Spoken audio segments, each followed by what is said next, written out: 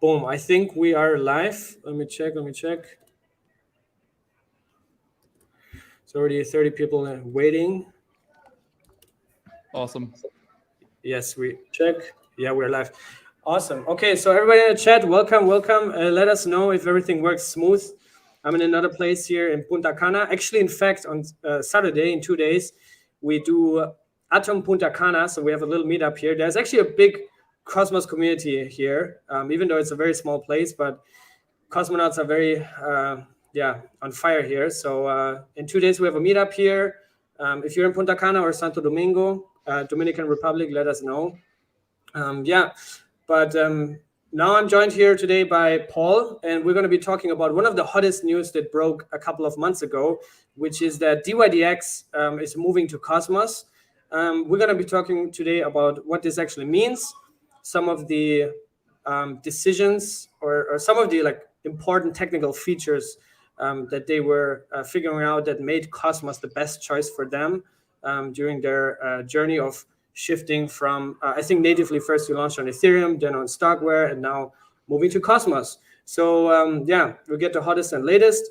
Share this link to the stream with everybody so we get as many people as possible watching us live. And yeah, Paul, thank you so much for being here. How is everything going? How are you doing? And thanks for being here. Yeah, awesome. Great to be here. Thanks for having me. I think it's great to do these things, especially with the Cosmos community, to kind of get the thinking, that Dydx, the latest thinking out there. And we haven't done too many of these, so we got to do more. I really appreciate that. And yeah, I think there are more and more content creators that are specializing on Cosmos ramping up. So happy to also connect you with more after this. But yeah, let's maybe start with a little bit of background and context, a little bit on yourself, like how you got to work at Dydx. You're the business development lead. Maybe you can also explain what your role is, and also provide a little, TLDR of the Dydx journey so far as of today.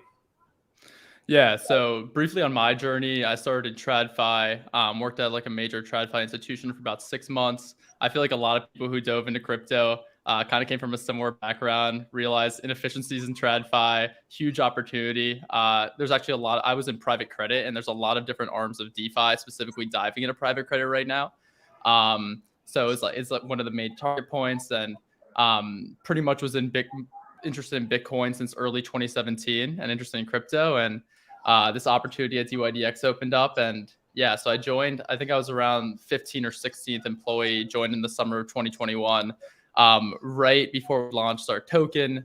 It was at the point where we were doing about $50 million in volume a day on the L2 platform. But like you said, it would be helpful context for me to give kind of the history of Dydx and where it started. Antonio actually wrote a really good blog post about this a few months ago. So maybe we can link that in the show notes or in the comment section. It's a Medium post, but I can give like a brief overview now.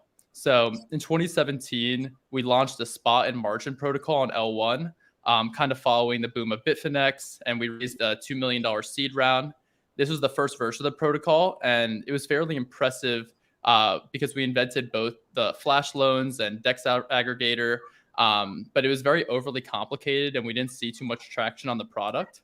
So our first product was called Expo, and it was built on top of the V1. The V1 was built on L1 Ethereum. It was a margin protocol, pretty much a simple brokerage where it's a trading app, and you could buy leveraged tokens. And there were several versions of long, short margin positions on ETH and BTC. And at its peak, Expo did about $50,000 in volumes. And then in 2019, we launched a solo project, which was a lending protocol also built on L1 of Ethereum. It was kind of like Compound, and it solved some of the issues of UX from the first protocol. But when we launched this exchange product, it was mostly targeted for sophisticated traders, and we did pretty well. I think on the first day, we did something like $1 million. And at that point, we hadn't built our own trading system. We were fully integrated with 0x to source orders. So that had like very low liquidity. And then we decided to build our own order book, which is when we decided to launch perps kind of on the back of the BitMEX boom, starting just on BTC.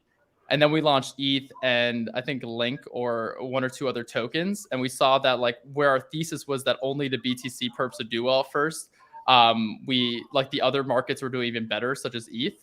But we had isolated margin at that point. So it was like we only had 3 markets and there was no cross margin. So we couldn't launch more markets very well. But then in early 2020, we were like by far the #1 DEX by volume, approaching 50% market share. And then Compound launched Comp Token, Uniswap launched Uni, and like these liquidity mining programs and all these projects launching tokens. Obviously, people wanted to be airdrop tokens, earn tokens, and our volume quickly went from like 50% of total DEX volume to about 0.5%. And then the rise of DeFi came, and there was like 100 to 1,000x growth in gas costs on Ethereum. So we basically got destroyed on gas fees, as like single transactions would cost $100 plus of gas fees for like placing a single order. So we took action, reduced minimum trade size to 10K, and pretty much had to pass those gas fees on to the user because we were hemorrhaging money. And then obviously no one was using the protocol. So the protocol just basically fell to, like I said, 0.5% total volume share. Then we raised a Series B and launched our perp platform on L2 on Starkware in the beginning of 2021. And instantly, like, it was super successful. We saw our volume spike 5x to about $30 million per day. And then soon after, we launched the Dydx token in August-September of 2021. And the creation of the Dydx Foundation, which kind of manages all governance and helps support the DAO. And at that point, like, our volume skyrocketed from 50 million a day to, I mean, on top days, like 15 billion, but on average between like 1 to 4 billion a day, which is kind of where we sit now. That's why, Justus is already saying, I remember like that was pretty big, right? When you guys surpassed the trading volume of Coinbase, obviously one of the largest, biggest, most well-known centralized exchanges in the world. And to see that a decentralized exchange is big enough to compete and even outcompete them, that's huge, right? Because obviously I think the biggest bottleneck, and we can talk about this in DeFi, I think in general, is UX. But you guys managed to build a platform that is good, easy enough to use, right? I mean, I remember when I got into crypto, like the only DEX we had back then was Ether Delta. I don't know if you still remember that, but it was horrible. So, and then, with the rise of Uniswap, obviously, it became also more interesting. At what point did you actually launch the token? Because you also have your own Dydx token, right? Was that back of the DeFi summer or? Exactly. It was actually DeFi Summer 2.0, which was like 2021. People said it was like the second DeFi summer. It was towards the end. So we launched the perp protocol on L2 in February. No, I think it was April 2021. And then just like 3 to 4 months later in August, we launched the token. And I mean, that's when we saw volume skyrocket. We surpassed Coinbase some days in October. And not only did we do more volumes, like up until even early this year, our depth was better, if not the same, but better than FTX and Coinbase a lot of the days. And still, like, I'd say our depth is about like 25 to 50% of what you see on like Coinbase and FTX on some days in some of the markets. But you're exactly right. Like, I think that a lot of people are attracted to Dydx because of the UX and the onboarding, right? But just generally, the onboarding experience to DeFi is inherently harder than it is to a SEX, because a lot of traders are going through SEXs to deposit onto a DEX. So why not just like stop at that level and trade there? Mm-hmm. And what would you say is, you said earlier that you managed to also get a lot of big players to trade. So what would you say is the average target user that you want to onboard to Dydx? Yeah, so I'd say currently most volume is done by pro traders, like traders doing like more than, I guess, like $200 million in volume a month, and a lot of big institutions. But the goal is to have Dydx be a retail product, right? And the team's thinking heavily about this. I think that like a lot of retail are becoming more experienced with perpetuals, and the goal is just like perpetual, if you're not in crypto, right, and haven't been trading crypto, is just like a piece of jargon that like not a lot of people know about. And also like DeFi generally kind of seems daunting, right, because the non-custodial nature and having to create wallets. So definitely DYDX is geared towards more massive traders, just because whereas like on a Uniswap you have an AMM, right, which is pretty simple to use, where DYDX builds sophisticated trading tools, right? We have limit orders, we have a full order book, sophisticated order types, a full API suite, which is like where a significant amount of the volume on DYDX comes from. But the goal is to eventually have the product be very usable by retail, and that was seen in like product launches like the mobile app, which we launched earlier this year. The onboarding experience to the Cosmos chain, we could talk about a little bit, but should be very simple, even simpler than like the exchange today, which I think a lot of people would find hard to believe. And the goal is to eventually have it be a one-stop trading spot where we have other products such as spot and other derivative contracts eventually, where pretty much anyone could come trade as their only trading venue, right? That's the goal of DYDX. Maybe for those that are new to DeFi, because I think now in the bear market, especially, like you really get to the ears of the people that really want to learn this, and be educated on the crypto space in general. So maybe for educational purposes, can you explain a little bit what is the differences, the trade-offs, the benefits, the pros and cons between an AMM model and a order book model? Yeah, absolutely.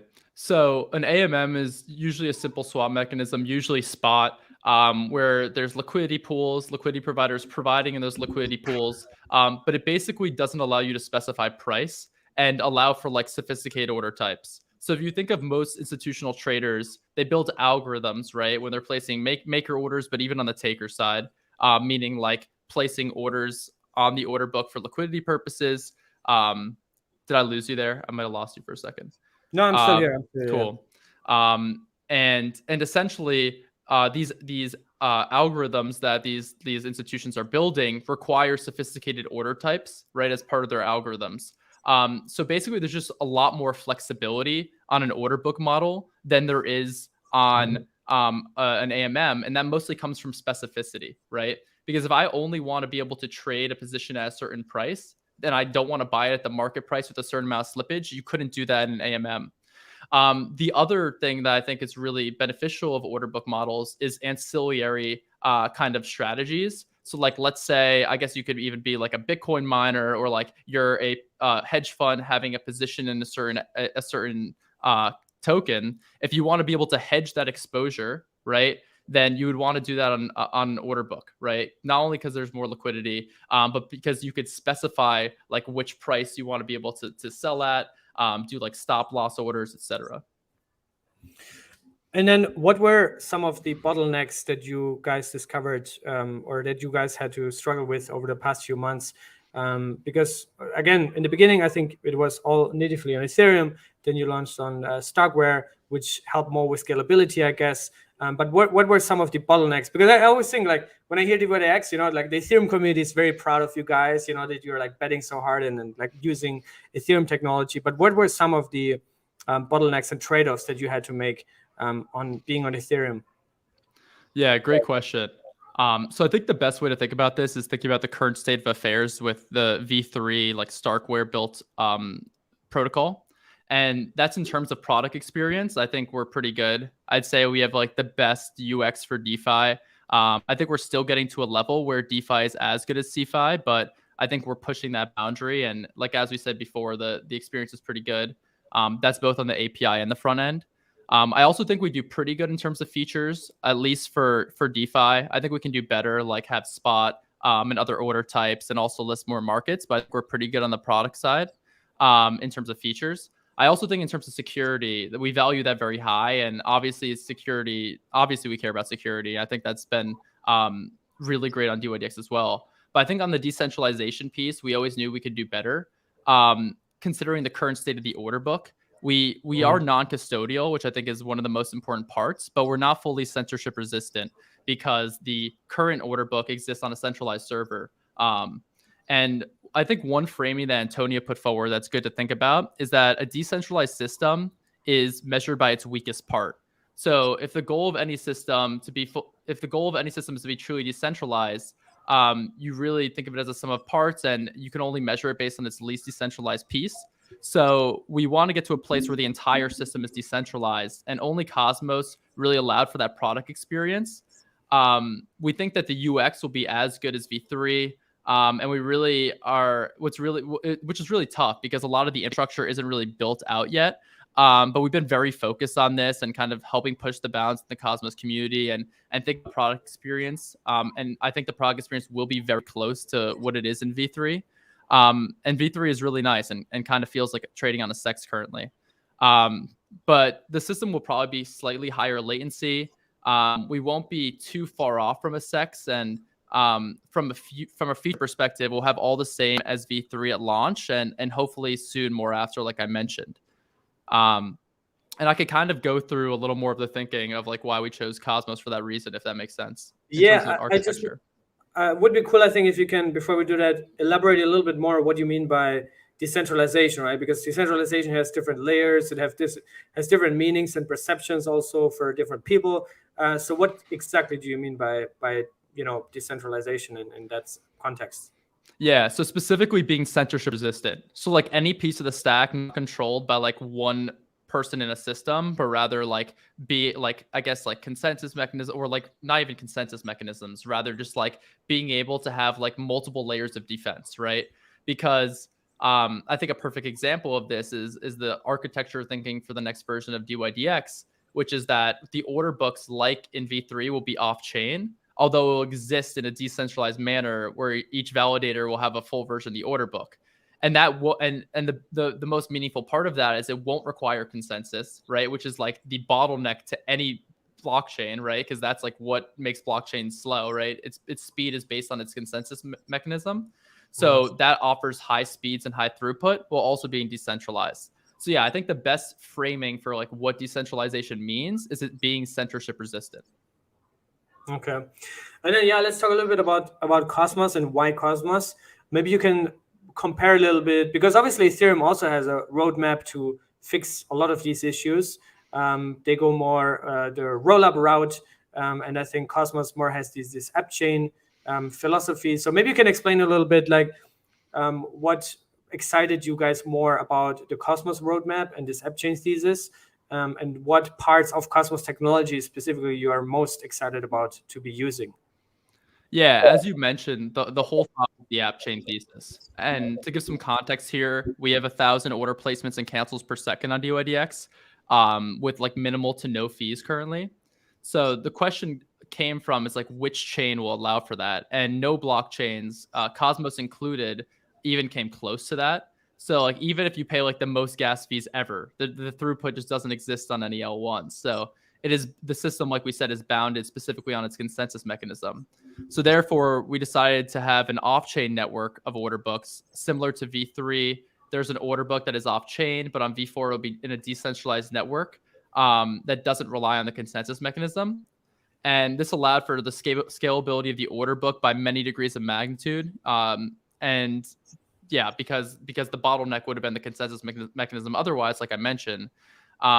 So we figured out that to develop our own order book and matching engine, the best way to do this would be an app chain built on the Cosmos, specifically on Tendermint. And then I think the first thought was that we could potentially settle to another blockchain, but then we came back to that original definition of decentralization, where you could only be so decentralized as like the whole system is only based on the weakest part, like the least decentralized part. So at that point, there's no real reason to roll up to another L1. Why not just like build the L1 ourselves? And because that's the maximum decentralization that we can have. I think that's a good learning also from this video, is that a system is only as decentralized as the most or the least decentralized part of the whole system is. Because like, again, there's so many different layers. But I've seen also people, and there's also, I made a couple of tweets and then people said, hey, why didn't you launch on Polkadot or in this ecosystem or on that ecosystem? Was there any sort of short list of other ecosystems that you were evaluating to potentially build on? Or was it like you did your research and you're like, okay, it's Cosmos, and like no other ecosystem can, is suitable for what we want to do? Yeah, really good question. I think we evaluated most, if not all, ecosystems. It came down to the app chain thesis once again, and specifically the Cosmos SDK. the Tendermint tools to be able to build our validator network, and specifically the thinking behind these off-chain order books. Pretty much only the Cosmos SDK really allowed us to build out that model. So yeah, it was mostly the infrastructure and the SDK. I think we are very product focused at DYDX, whereas like we do believe and want to support the Cosmos ecosystem as much as we can, although product comes first to us, right? So like when we are developing the DYDX chain, and as we develop it, our thesis is just like, what is the best product experience, and kind of agnostic to the ecosystem. Yeah, also when I see Antonio tweeting or on podcasts, he's always saying product. That's what you mostly focus on. But yeah, that's super important, and UX obviously in that context as well. But what do you think? I mean, you talked about the Cosmos SDK. Do you think the Cosmos SDK is like the killer feature of Cosmos? I mean, as you know, my audience is mostly cosmonauts. We're mostly proud and excited, I guess, about IBC, the interoperability standard in Cosmos that connects all sovereign zones and chains in Cosmos. Is that also something that factored into your decision, IBC, or what was it purely the flexibility of the Cosmos SDK? Yeah, it was honestly mostly the SDK. DYDX might use the IBC, and if it will likely be for bridging assets over. This is not yet confirmed, but obviously it was announced by USDC that by Circle, that USDC will be minted in Cosmos. So depending on how that is done, you can imagine bridging assets over to the DYDX chain through IBC. Yeah, that was a huge announcement. They will launch a consumer chain to the Cosmos Hub, actually, so that's pretty big. But yeah, maybe you can talk a little bit about the architecture of the DYDX chain. So far, you have only been residing, I guess, as a set of smart contracts on Ethereum, and also Ethereum L2s. But now you're launching your fully self-sovereign chain. So maybe you can explain a little bit the basic architecture. You already mentioned the off-chain order book, but maybe some other elements that you're using, and also give a rough timeline. I know it's very hard to always say, timelines, but what's the current stage, I guess, the current development, and where do you stand right now? Everyone wants to know the timeline. I feel like I can give the Elon Musk timeline. That's like 3 months earlier than the actual timeline. No, I wouldn't do that. Yeah, so current timeline, private testnet should launch sometime in December or early January, with public testnet obviously being determined on the success of private testnet, but hopefully like 1 to 2 months after. So we could say like maybe mid Q1 next year, and then hopefully mainnet goes live at the beginning of Q2. So like maybe around April next year. And yeah, happy to dive into any architectural specificities you want. I could give like a little bit more of an overview. I think the huge innovation is going to come from this decentralized network of off-chain order books. Pricing mechanisms will also be determined by like a daemon process run by all these order books, by all these validators. And like validators will propose pricing as well as propose matching, right, of all orders, if like the proposer of the block. And they'll kind of go in sequence. And obviously the big difference here is the validator network, right? So DYDX will have its own validator network. DYDX token will be the token that users stake to the validator system and kind of determine priority. I think Cosmos has a native priority API, which is just basically like a weighted round robin mechanism based on how many tokens are staked to that validator. So we'll be using that. And yeah, I think a lot of people are pretty excited about that.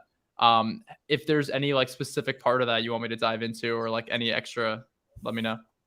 Yeah, I mean, I think we can also embed the chat in here. Like, chat, if there's any questions regarding the architecture design of the DYDX chain, please drop this here in the chat so we can get into this.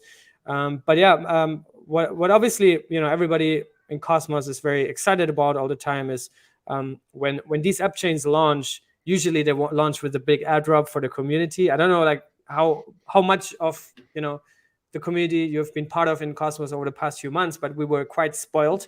So is there plans for like a new token or a different token system, maybe a dual token model, or like what are the plans with that? Or you just got to bring over the current DYDX token and airdrop it to the users on the old chain, or how does that work?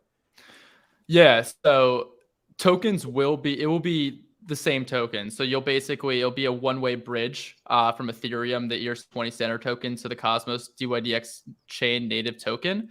However, as to highlight, there's tons of incentive mechanisms still on DYDX, right? So a lot of the token supply, specifically like the trading incentive program, the liquidity provider incentive program, the staking pools, right? Those tokens were to be given in liquidity mining over 5 years, and we're only 1 year into that. So obviously these incentive models will move over to Cosmos, and like maybe potentially new thought in incentive models.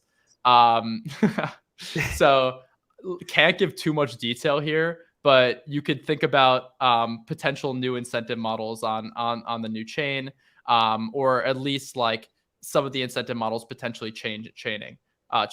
One thing that's for sure though is that the DYDX token will get a new use case, right? Where today it's purely a governance token. Now it'll be used to stake to validators. And another huge thing we announced is that DYDX Trading Inc., which is our revenue generating entity, we've been top 3 in protocol revenue for the past year. All that information is public, and we will no longer be making any revenue. It will be up to governance to decide what happens to protocol fees and what happens to the revenue. Obviously, like you would want to compensate honestly, a good network would probably compensate validators and also stakers to those validators. But that is all going to be like a governance decision. But you could imagine certain incentive mechanisms there as well. But I remember you already did a quite big airdrop, right? When the DYDX token was rolled out first, right? That was a... Yeah. Yeah. I see a question here. It's, will DYDX use ICS? It won't be. We'll be using our own validator set on Tendermint. Yeah. And I guess also you don't really have to worry too much about it. I mean, you have a massively successful product, a big community, a bunch of users and traders. I think from a security aspect, the DYDX chain, as it's being rolled out, will be quite secure, and hopefully also decentralized. Is there already like a rough number of validators that you think that we will have at launch, and then ideally over the future? Yeah, so good question. I don't think any of this is set in stone yet, so subject to change, but I could imagine at launch there being a couple hundred validators. It will be permissionless. Wow. But yeah, we could imagine a couple hundred validators. I'd say like there might be a cap around that at first, just because the consensus mechanism, like we said, is like the bottleneck of any blockchain. So obviously, like as you scale the amount of validators, 2/3 consensus becomes tougher. But yeah, I'd imagine a couple hundred validators at launch. That's pretty big, yeah. And then also, I mean, as we talk about the architecture and how it's designed, I don't know if you looked at current order book DEXs. I don't know if we actually have a native one. I think Crescent is one that has an order book. I think SwiftChain, they just launched it as well. And as far as I know, Osmosis also wants to move over to the order book model. Are you like, did you look at their design architectures? Maybe you can also differentiate how DYDX will be different than them. And are there any kind of synergies with other teams in Cosmos? I also see people asking about NBTC, which is the nomic wrapped Bitcoin, basically on a Cosmos chain, IBC enabled, on all these kind of things. So I guess, one, are you in talks with other teams in Cosmos and have any partnerships there? And then 2, how does the DYDX architecture differentiate to Crescent, SwiftChain, and what Osmosis wants to become in the future? Yeah, I mean, in terms of security, it's the #1 priority for us, right? So just to make that clear, we are in talks with other projects. I mean, projects are popping up every day, so it's hard to kind of be in touch with every single project, but the biggest ones we are in touch with. I think there are like potential synergies between like some AMMs like Osmosis and then also DYDX and other app chains in the Cosmos ecosystem. I think like because security is so important for us, like I think like the weakest security point in any blockchain ecosystem, or like in like the crypto ecosystem at large, has been bridges, right? So we kind of got to be very careful when it comes to bridges, and there are like certain bridges I think have really good security in Cosmos, so we'll probably prioritize those. And what differentiates DYDX is this off-chain order book model, right? I think like the throughput, even like of like Aptos or like some of these other L1s that scale, right? Like obviously they didn't have a successful launch, but these guys promising like extremely high throughput L1s. I just think it's unrealistic. And like the amount of throughput you would need for an order book model just doesn't make sense, especially for like when market makers are trying to place thousands of orders per second, right? So what kind of differentiates DYDX is, I mean, you can have an AMM model on chain. It works in decentralized use case. Uniswap has found product market fit and has been very successful. Osmosis arguably has also found product market fit and been very successful, but no decentralized order book like DEXs have found product market fit. I'd say DYDX is the closest, and that's because we're similar to a SEX experience where the order book is off chain on a centralized server. The only difference with the new chain is we'll have our own validator set and we'll decentralize that order book, but it'll still be off chain, hopefully with a similar throughput. I think you were cutting out for a second, at least for me, but I don't know if you can you hear me? Yeah, I can hear you. Okay. Can you hear me? It's probably just on my end. Yeah, I think it's fine now. Maybe someone in the chat can let us know if I'm cutting out. I can hear you now again, but I think if you can't hear us, then let us know in the chat. But yeah, there was also a question regarding CosmWasm and whether you guys will implement that as well, native smart contract capabilities. Yeah, I think that's a possibility for like the future of DYDX. At launch, it won't be compatible with CosmWasm. Another question is like, will DYDX be a general compute platform eventually? And I think like at first it won't be at launch either, but that could be a possibility for the future DYDX. But obviously it'll be permissionless to like build RPC nodes and other like infrastructure on DYDX. But yeah, I think that's a good question. Not at launch, but potentially eventually. Yeah.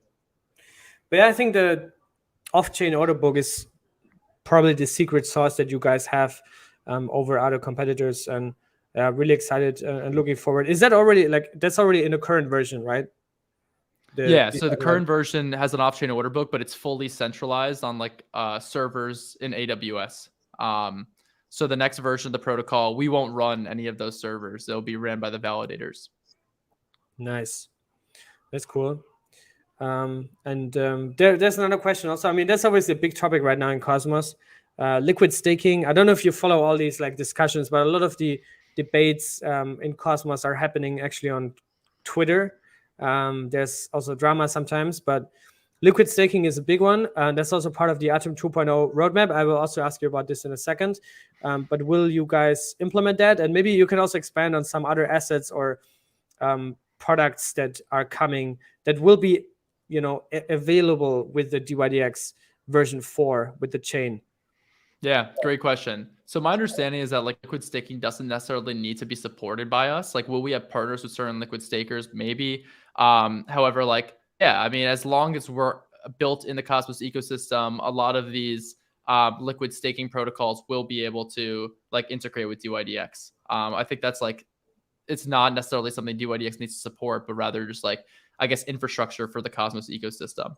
So yeah, it's something we're supportive of. I think if that's a product that the users want to use and that will be like a good product experience, I don't see why not. In terms of other like product features for the future of DYDX, I'd say like we want to be the one-stop shop for traders to trade, right? And like I think that one is the onboarding experience of DYDX chain will be very simple, and I think like probably one of the easiest in Cosmos ecosystem, and hopefully as simple, if not simpler, than it is today, which will be really important. But then also the product suite, like as you mentioned, is really important. So hopefully within like at least like 6 to 8 months of launch, we launch a spot product, we launch other derivative types.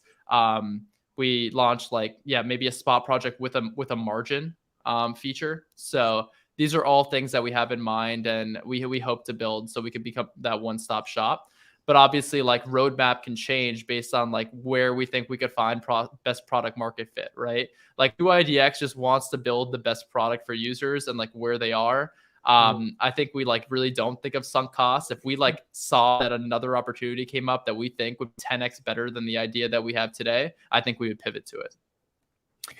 And then what is probably do you think that the DYDX chain is the end game for DYDX, or what are your thoughts on potentially you know, if like in 2 or 3 years another ecosystem becomes big and provides better offers there, would you migrate then again, or do you think now Cosmos is really the end game for you guys? Yeah, I mean, we're all in on Osmos right now. However, like we are agnostic to ecosystem, like I said. So if there was like another ecosystem that was like 100x better than Cosmos or like 10x better, we would probably switch. But like we do think that Cosmos app chains right now are the best product experience in terms of like what we're trying to build. In terms of like decentralized off-chain order book models. And yeah, I think it's like really hard to say because you could speculate on like what another chain looks like every day. But like if the SDK continues to update and the infrastructure for the ecosystem becomes better and better, I don't see why it wouldn't be the best product experience. But I think like Dydx is agnostic to ecosystem generally. We just want to build the best product experience. Okay. Yeah. Cool. Let me just look through. I mean, we can also open it up for more questions. If there's anything on Twitter, I also ask around there. Well, people actually ask a lot about regulation. Now that you're becoming a fully decentralized platform, does it change anything, or what are your thoughts on regulation, and especially for US American users? Yeah, it's a really good question. So Dydx, the next version of the protocol, will be permissionless. And I think like regulation is really important, but I think it comes back to like the whole question of what a decentralized product is, and it's that it's censorship resistant. I think like that's the best answer I could give. Okay, fair enough. Let's do two more questions, and then I want to hear your thoughts. I don't know if do you actually got a chance to read the Atom 2.0 white paper? Yeah, I've read parts of it, not the full thing. Okay, Yeah. I'll ask you about this in a second. But there's a question from Serge. Which step would you say are your main competitors in trading decentralized arena? Yeah, it's a good question. I'd probably say Uniswap. I think like on a daily basis, us and Uniswap like switch off for like largest volume share of DEX volume. I'd say like most days, I think we're slightly ahead. They obviously have more daily active users than us just because they're like a more retail focused product and we're more institutionally geared. But I think definitely Uniswap is the largest competitor in terms of a decentralized exchange. Now, in terms of like perps, obviously like Binance has like 40 to 50% of perp volumes on a daily basis. So does FTX, which you would just imagine from a centralized exchange, right? But yeah, in terms of like in the decentralized arena, I'd say our largest competitor is Uniswap. Interesting. Yeah, that's cool. And then how many do you have a rough number, like how many daily active users Dydx currently has? Yeah, I think I think weekly active users, the number's around 5K. Okay. Yeah. Interesting. And I think that's like this week. I think like the number was like has been much higher. I think yeah. like it just I'm pretty sure like it depends. It just depends on the week. Yeah, the general market sentiment. I think right now it's obviously there. Everyone is not that interested anymore in crypto in general as they used to be, and lost faith. So, but yeah, interesting to see. I mean, I think from the Cosmos community side, everyone is very excited to welcome you to the community, to the ecosystem, to bring also a bunch of new users to Cosmos. I think that's what Cosmos needs: is more liquidity, more users, more buzz, more talk around it. Because in Cosmos there's no centrally coordinated marketing campaign or like strategy to onboard users. There's no central coordinated BD. So we're excited to have you guys here. That's why my question, maybe to also wrap it up, everybody's asking about when airdrop for Atom stakers, but maybe we can reverse this question. What can we do for you? What can the Cosmos community do for you guys? Yeah, and I think just generally it's something that we mutually support. We want to build out the best infrastructure in Cosmos, right? To have it be the best composability, to have it the best onboarding experience, to have yeah, I mean, I think every chain in Cosmos wants the same thing, just to make the user experience better, right? So I think just like helping build that infrastructure and just like general support for the ecosystem is best. And just like stay tuned on Dydx. I guess like if you're a validator, definitely reach out to us. We'd love to hear from you. If you're a staker to the validator, to like a large stakers, these validators get excited and look out for like announcements from Dydx. And generally, yeah, just be supportive of the ecosystem at large and keep up to date on what we're doing. Yeah. What would be the best way to stay in touch? I guess obviously you have a Telegram group, Twitter account that sometimes pulls out incredibly entertaining posts. But what is the best way also for validators? Maybe if they want to get in touch, should they directly talk to you or? Yeah, I think we'll put out much more information for validators to get directly in touch with us soon. However, like Discord is a great way for the community to kind of stay engaged and message us. So I think it's linked in the Dydx Twitter page, but you can just you can generate our Discord link there. Maybe we could also include that in the show notes. Yeah, I will share it right now here. Join the Dydx Discord. Boom. Any other link, like the article that you mentioned earlier? Can you also share with me so I can drop it right now here? Yeah, absolutely. In the chat, and then also put it under the video.